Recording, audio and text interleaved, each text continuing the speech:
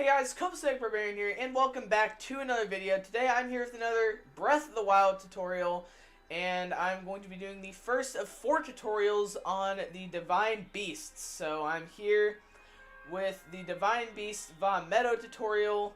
So yeah. Alright, so this is going to be walking you guys through basically the start of the quest, which is right when you get to Kanili, to the end of the quest, which is after defeating, windblight ganon. So I'm going to be walking you guys through all of that and everything in between that. Also, there are shrines along the way. I am not going to be showing you guys how to do the shrines. I'm just going to be showing you guys how to do like the actual quest. Also, before you even attempt this quest, you're going to want to make sure that you have at least 2 levels of cold resistance. You should have 1 from the warm doublet from the Great Plateau. If you didn't get that, then you can go to the old man's house and you can get it that way. So yeah, you're going to have that. That'll be 1 level of cold protection, but for that 2nd level, you're going to need to go to the general store, not the general store, sorry, the armor shop here, and it's going to sell the snow quill armor. So you're going to need to get the trousers, which are 550 rupees, so that paired with the warm doublet is going to give you that 2 levels that you need. If you cannot afford the snow quill trousers, you can use cold resistant food if you need to. And with all that out of the way, let's get right into the tutorial. Alright, so the first thing we're going to do is go up here to this guy named Kanili. He is the leader of this village. He is the village elder. So, you're going to talk to him and you're going to be like, he's going to ask if that's a Sheikah Slate. You're going to say yes. Then he's going to say that you are a champion descendant. You are the actual champion, but he thinks you're a descendant. So then you're going to listen to his request. He does think that you can enter Vah Medoh, which you can.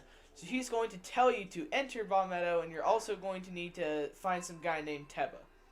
So that's all he's going to tell you. Then you're going to get a new objective, and it's going to lead to the house right over. Now here you're going to find Teba's wife. Her name's going to be Saki. Seiki, I don't really know how to pronounce that. So she's gonna say that she has overheard the conversation that you had with the elder, and he is going to be talking about Teba. You're gonna ask where he went. She's going to say the flight range.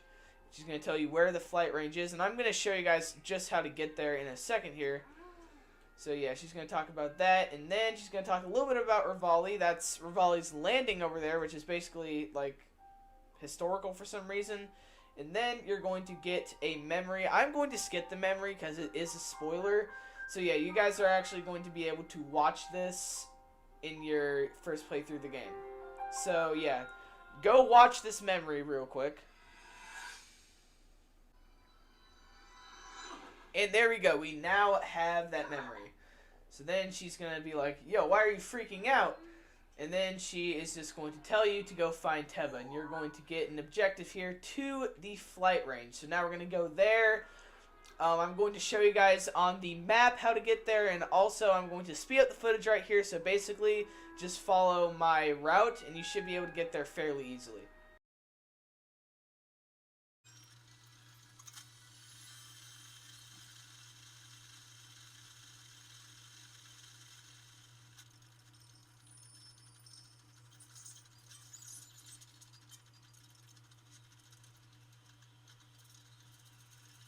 And here we are at the flight range. So when you get here, you're going to see like this big updraft going from like all the way down there, all the way to up here. So you can just use this to fly in right here. And then this is Teba.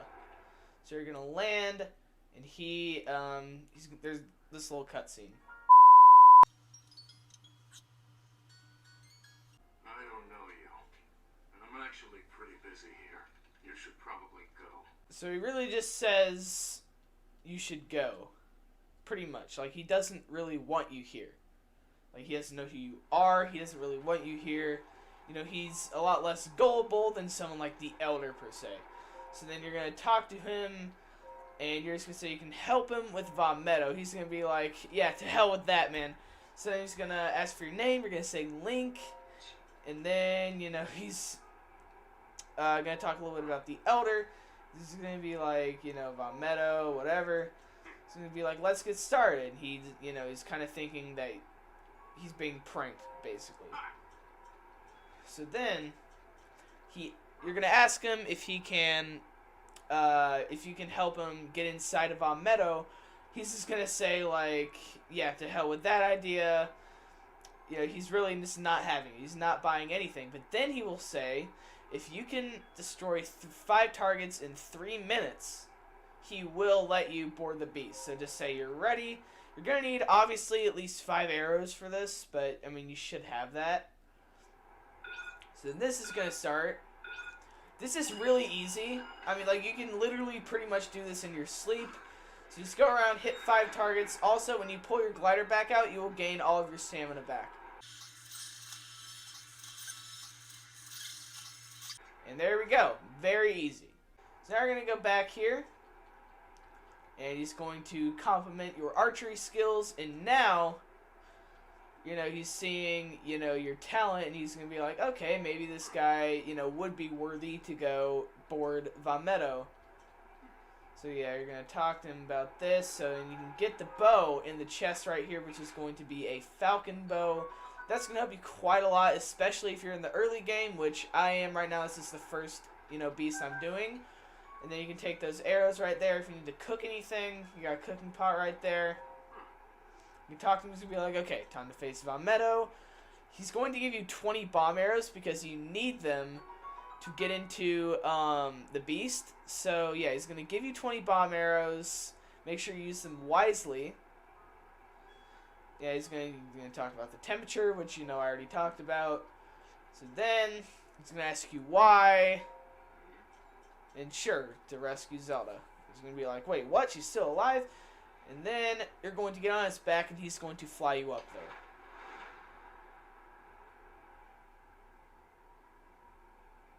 Now he's going to be like, alright, it's time. He's going to, you know, formulate a plan. You're basically going to try to take down the cannons.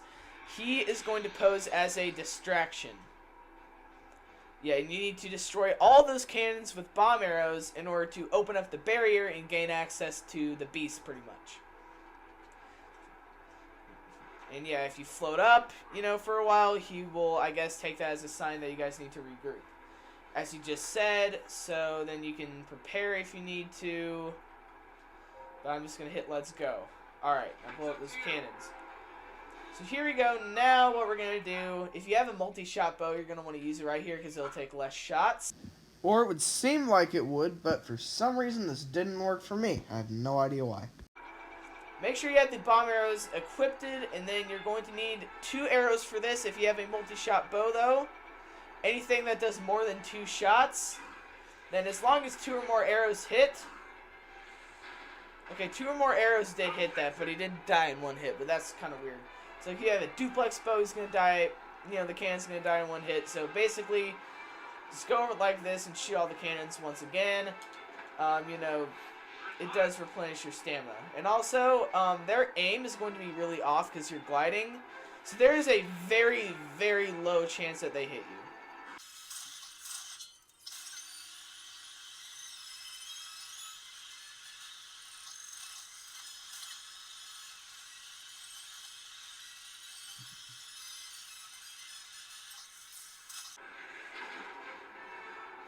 And yes, there we go. That's going to be all 4 of the cannons destroyed.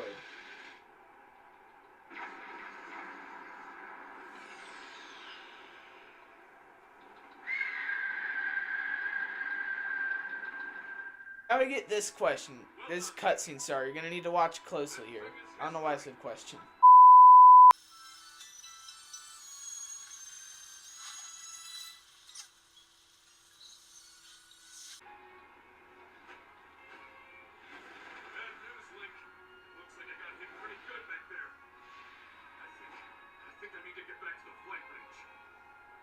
I just hope that I can make it back. You head down to Meadow. Good luck. It's all you.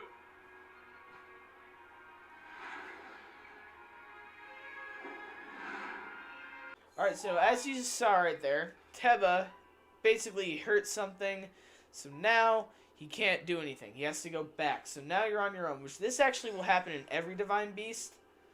You know, your assistant, aka the Champion Descendant, will not be able to help you in the beast.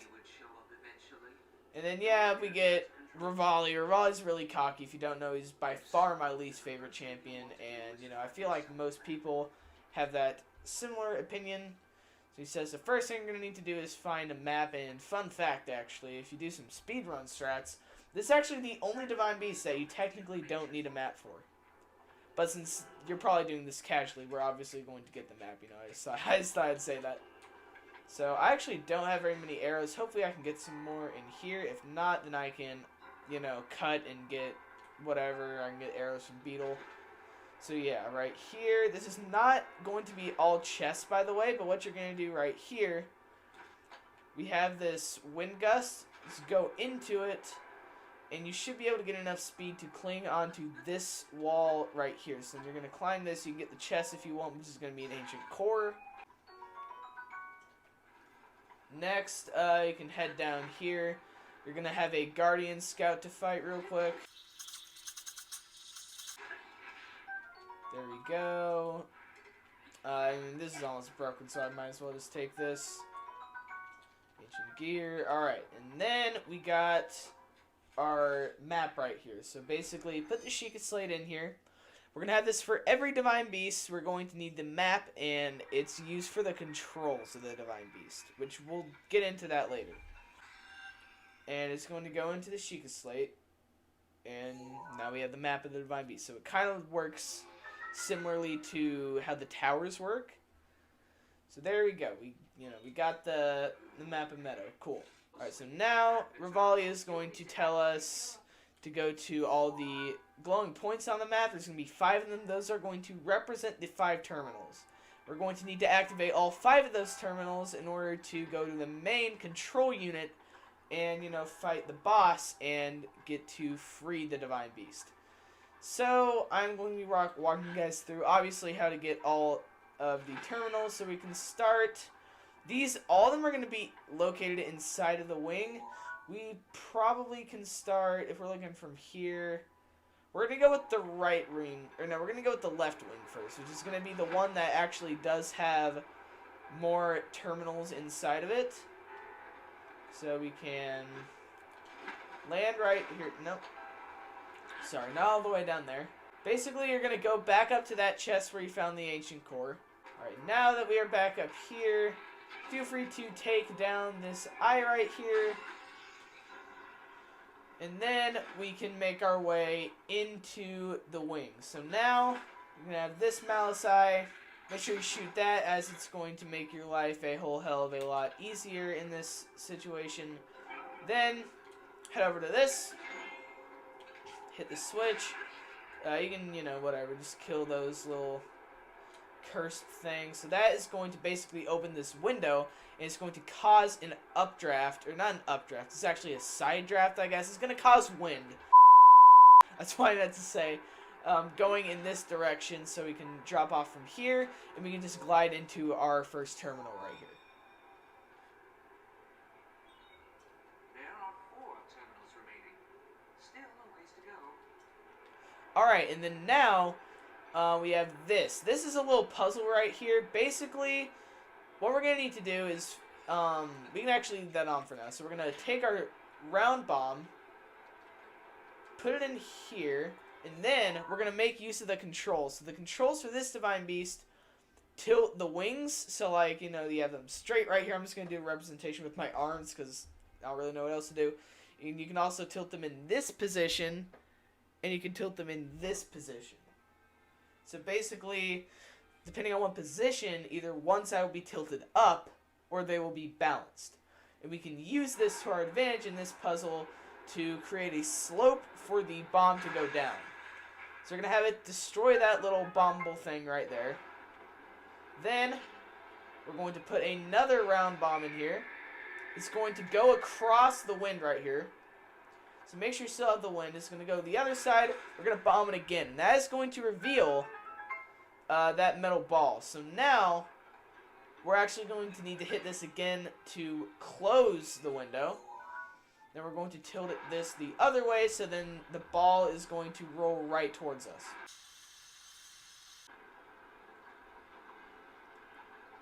Okay, next we can take magnesis. You can actually magnesis through this little thin wall, I guess you could say. So we're gonna take this and we're gonna put it right in this little track, I guess you could say. It's kind of like a little fit track for this thing. So now we are going to tilt back the other way, and then it is going to ram into that switch right there.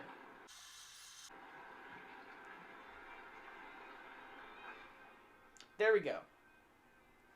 And that is going to open that gate right there, and then we are going to head right into here, and we are just going to interact with this terminal on the other side.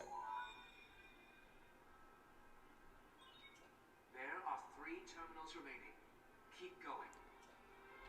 Alright, so there we go. We got that, and then now we're actually going to need to go to the outside of the beast. For this one, we have to enter from the outside of the beast. So go actually to the top of the wings. Once we're up here, we're going to head a little bit to the left, and now we are just going to drop right down here. Yeah, right here should work. We can also take this down. Yeah, a lot of things going on right here. So now we have this. So this, we're going to tilt the wing. No, not that way. We're going to tilt it up. As much up as possible. Get a little running start, jump off. And then you're going to tilt it the other way. So then this is going to start lowering itself. And then it's actually going to look like you're going up. So we got a little illusion here. But it's going down. You're still staying in the same position, actually. So you can go right here, and you can interact with our next terminal. There are 2 terminals remaining. You're almost there. Getting back, however, you're actually just going to need to die. And then you'll respawn on the other side of the wing.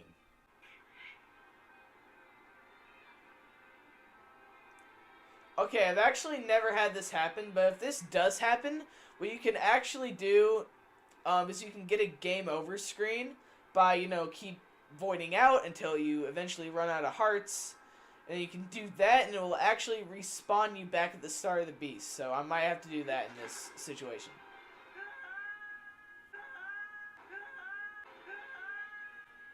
And there we go. So now we actually don't get a game over screen, which I had to fix.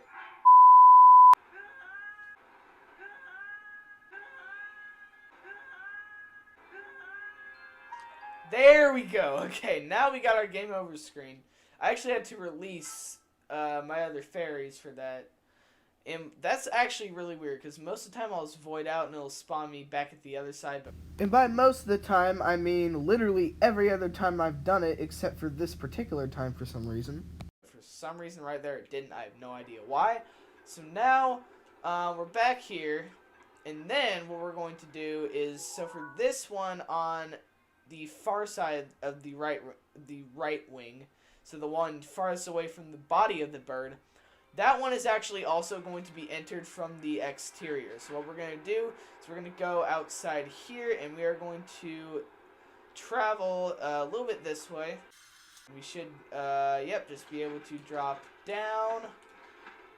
And now this one will be a little bit easier to get to, because we got this thing right here. Basically, we're just going to tilt this the other way. But you are going to have to get a real pro gamer shot right here on this Eye of Malice, which I didn't get. Okay, yeah, so you would actually probably want to retry, but or you could do a very epic gamer strategy of hopping out, hitting that shot, letting it die, void out, spawn back in the main room for some reason, head back down, tilt, this is going to come running back to us, ride. Alright, so no matter which option you decide to do, you're going to find yourself in this room, and then you're going to grab this terminal right here.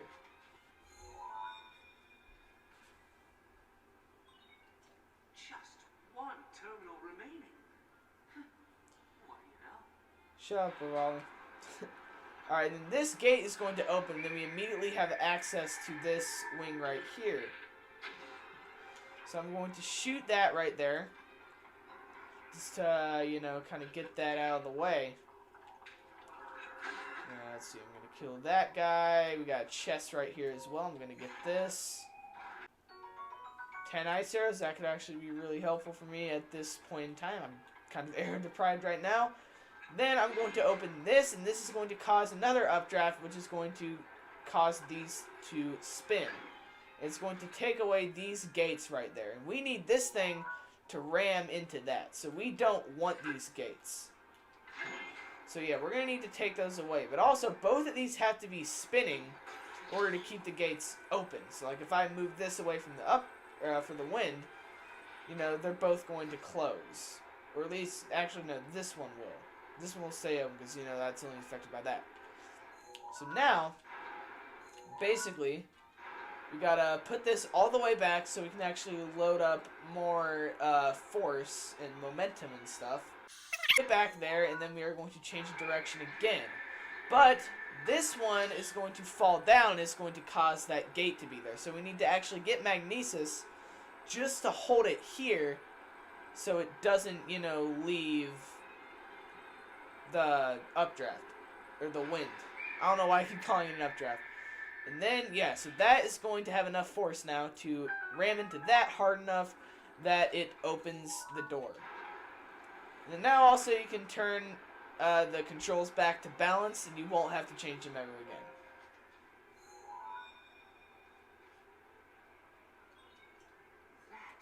I want you to take a good look at that too. Alright, so now he's going to tell you to go to that one big point. That is going to be the main control unit. So we're going to go over there.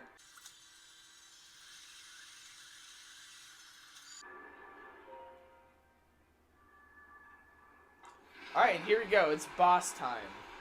So this is obviously a spoiler right here. Spoiler warning. Quick spoiler warning. Sorry, I should have given you guys a warning about that. I just did it too late. I'm sorry about that. So then, you know, we're going to get this cutscene right here. It's going to spawn the boss. I'm just going to skip it, whatever. His aim is dead on. Watch yourself. We got windblight ganon now. So windblight ganon, he's going to be our boss for Divine Beasts, obviously. So I'm going to show you guys just how to do this. So first off, you're going to need bows and arrows. It's going to be very important. If you still have leftover bomb arrows, those are going to come in handy, especially in the later stages of the fight. Basically, you're going to find these updrafts. Your goal is to go in them, go into bullet time, shoot them in the eye 3 times. That's going to knock them down. Then you can go over here and get a few melee hits in on them. So basically, that's actually all you're going to do for the entire fight. So you're just going to keep repeating that process.